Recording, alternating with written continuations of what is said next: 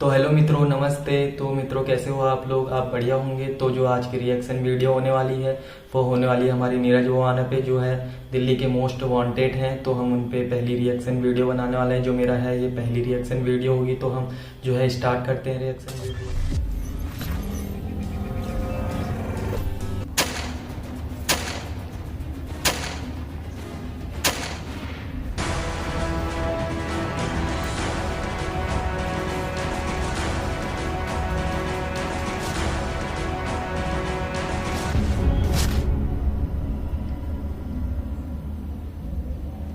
जिसके खौफ के किस्से दिल्ली के जर्रे जर्रे में गूंजते हैं, जिसके गुर्गे उसे एनसीआर में जुर्म की दुनिया का खलीफा कहते हैं। आज बात उसी नीरज भवाना की।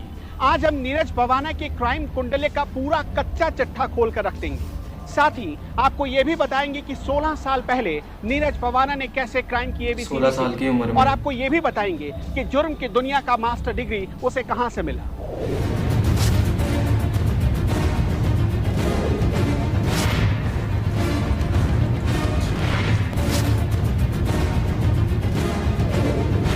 बहुत खतरनाक ही है।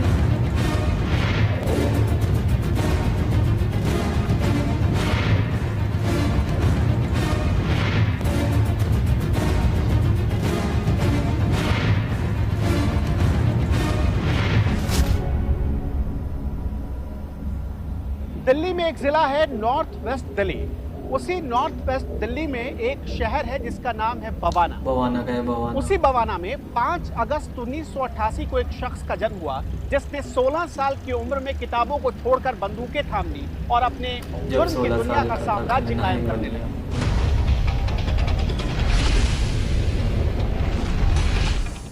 उसके बचपन का नाम नीरज था। बचपन से उसने बस एक ही शौक पाला, लोगों से दुश्मनी मोल लेना और लोगों से झगड़े खरीदना। आगे चलकर उसका नाम पड़ गया नीरज भवाना। नीरज भवाना के खिलाफ देश के एक नहीं, 2 नहीं, बल्कि 4 राज्यों में 40 से ज्यादा मामले दर्ज हैं। अच्छा।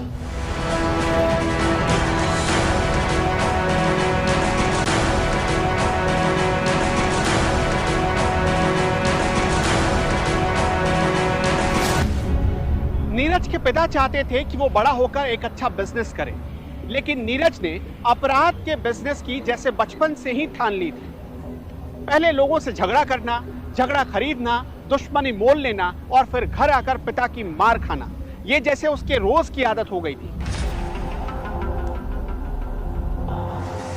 क्राइम की दुनिया में आना नीरज के लिए कोई रिस्क नहीं था, बल्कि उसे दिख रहा था बेशुमार पैसा, बेशुमार पावर और पॉलिटिक्स। इसलिए नीरज ने क्राइम की दुनिया में कदम रखा।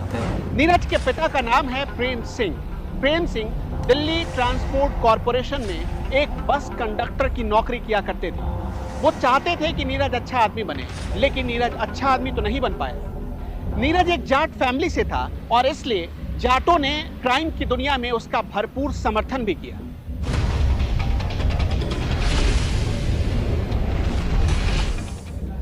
नीरज भवाना के बड़े भाई का नाम है पंकज शेरावत। सबसे पहले क्राइम की दुनिया में पंकज शेरावत ही कूदा। उसने साल 2004 में लूट, हत्या, डकैती जैसे संगीन मामलों को अंजाम दिया और उसके साथ साथ उसका भाई ठीक उसके पीछे पीछे चलता हुआ वो भी क्राइम की दुनिया में कूद पड़ा, जिसका नाम है नीरज भवाना। नीरज भवाना के बारे में एक और बात कही जाती है। साल 2004 में अपने भाई के साथ एक अपराध के मामले में उसे जेल हो गई। साल 2005 में वो फिर से जेल गया क्योंकि अवैध हथियार रखने के आरोप लगने लगे और वो पकड़ा गया।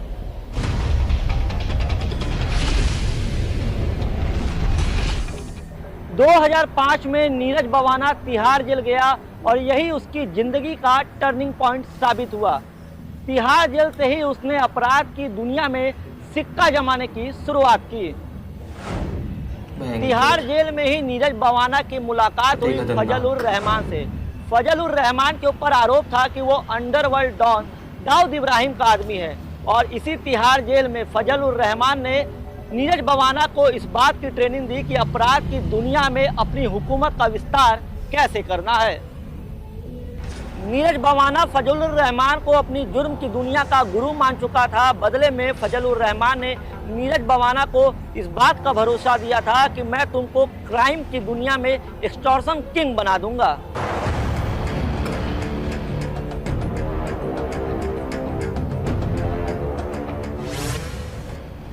नीरज बवाना अभी तिहाड़ जेल में बंद है, लेकिन सूत्रों का कहना है कि वो जेल से ही अपने गुर्गों के जरिए गैंग चला रहा है। उसके गैंग में करीब 100 लोग हैं, जिसमें 2 दर्जन से ज्यादा शार्प शूटर हैं। दिल्ली और आसपास के इलाकों में नीरज बवाना और दूसरे गैंग्स वर्चस्व की लड़ाई में खूनी खेल अक्सर खेलते रहते हैं। नीरज बवाना को जराइम की दुनिया में एक और नाम से जाना जाता है, नीरज बवानिया। 4 मई को छत्रसाल स्टेडियम में सुशील कुमार की मदद करने वाले इसी नीरज बवानिया गैंग के ही लोग थे। हत्याकांड के बाद पुलिस ने मौके पर से एक स्कॉर्पियो बरामद की, जिसका कनेक्शन नीरज बवाना के मामा से बताया जा रहा है। नीरज बवाना ने साल 2004 में अपराध की दुनिया में पहला कदम रखा। उसके बाद 2005 आते आते उसने नीतू दाबोदा गैंग के साथ हाथ मिला लिया। कहा जाता है कि उस वक्त तक इस गैंग ने अपराध की दुनिया में काफी नाम हासिल कर लिया था। नीतू दाबोदा गैंग का मुख्य काम होता था हत्या, लूट और डकैती की वारदातों को अंजाम देना। साल 2010 तक तो सब कुछ ठीक चलता रहा। तब तक नीरज बवाना अपराध की दुनिया में एक फ्रेशर की तरह था, लेकिन 2011 आते आते सूरत बदल गई। अपने खुद के हिस्सेदार नीतू दाबोदा गैंग के साथ नीरज बवाना ने रंजिश पाल ली और देखते ही देखते ये रंजिश खूनी रंजिश में बदल गई।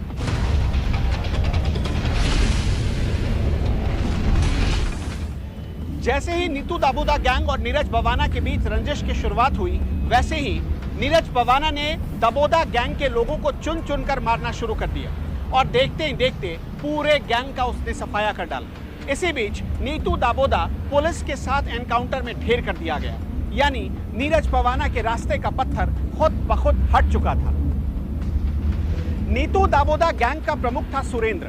सुरेंद्र जैसे ही मारा गया, नीरज बवाना का एक छत्र राज हो गया। कहा जाता है उसके बाद क्राइम की दुनिया में नीरज बवाना दिन दोगुनी रात चौगुनी तरक्की करता चला गया। कहा तो यह भी जाता है कि उसके बाद नीरज बवाना ने हत्या, लूट, फिरौती, डकैती और अपहरण के मामले में एक नया कारोबार शुरू किया। वो जिस कारोबार पर उंगली रखता, समझिए मिट्टी सोना बन जाती थी।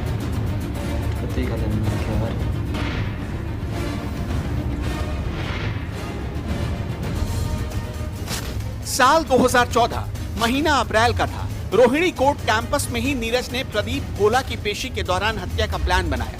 अदालत परिसर में 10 बदमाश मर्डर के लिए तैनात किए गए। सारे शूटर दाखिल भी हो गए, लेकिन पुलिस ने उन्हें पकड़ लिया। यहाँ तो नीरज नाकाम हो गया, लेकिन वो बदले की आग में जल रहा था। कई नाकामी के बाद नीरज बवाना के लिए कामयाबी का पहला मौका आ चुका था। तारीख थी 25 अगस्त 2015, जब दिल्ली पुलिस कोर्ट में पेशी के बाद नीरज बवाना को जेल वैन से लेकर जा रही थी और उस जेल वैन में पहले से 2 अपराधी मौजूद थे, प्रदीप और पारस। नीरज बवाना ने अपने शूटर्स को पहले ही इत्तला कर दी थी कि इस वैन में प्रदीप और पारस भी होंगे, जिसके बाद मौका देखते ही नीरज बवाना ने पारस और प्रदीप को मौत की नींद सुला दी।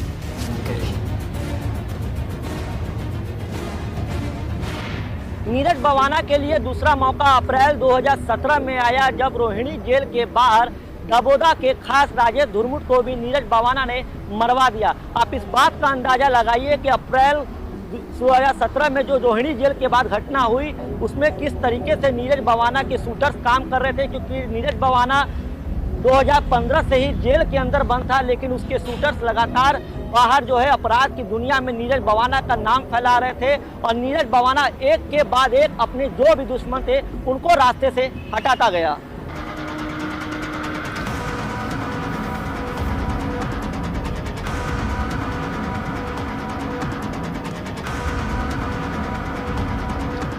क्राइम के साथ साथ नीरज बवाना को 2 और चीजों का शौक है, पहली शराब और दूसरा अफीम।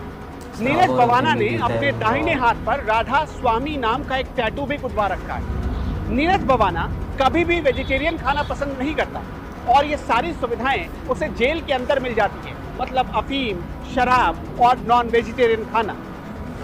बवाना जितनी अच्छी हरियाणवी बोलता है, उतनी ही अच्छी हिंदी भी बोलता है और उतनी ही अच्छी अंग्रेजी भी बोल लेता है।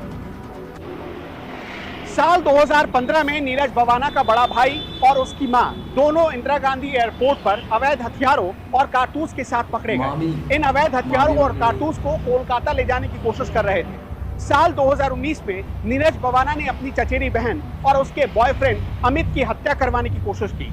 इस कोशिश में अमित तो मारा गया, लेकिन नीरज भवाना की बहन बुरी तरह घायल हो गई। कहा जाता है कि नीरज भवाना दोनों के प्रेम प्रसंग से, यानी दोनों के रिश्ते से काफी नाखुश था और इसलिए दोनों को मरवा देना चाहता था।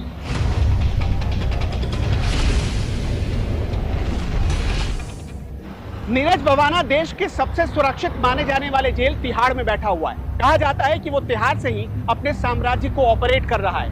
वो जब जहां जैसा चाहता है वैसा करता है, क्योंकि बाहर उसके गुर्गे एक्टिव हैं और मोर्चे पर हैं।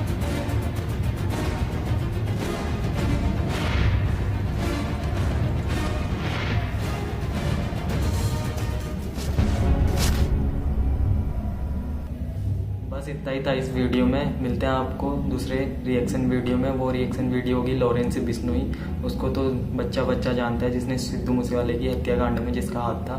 तो उस पर रिएक्शन वीडियो होगी। तो मिलते हैं आपको अगली रिएक्शन वीडियो में।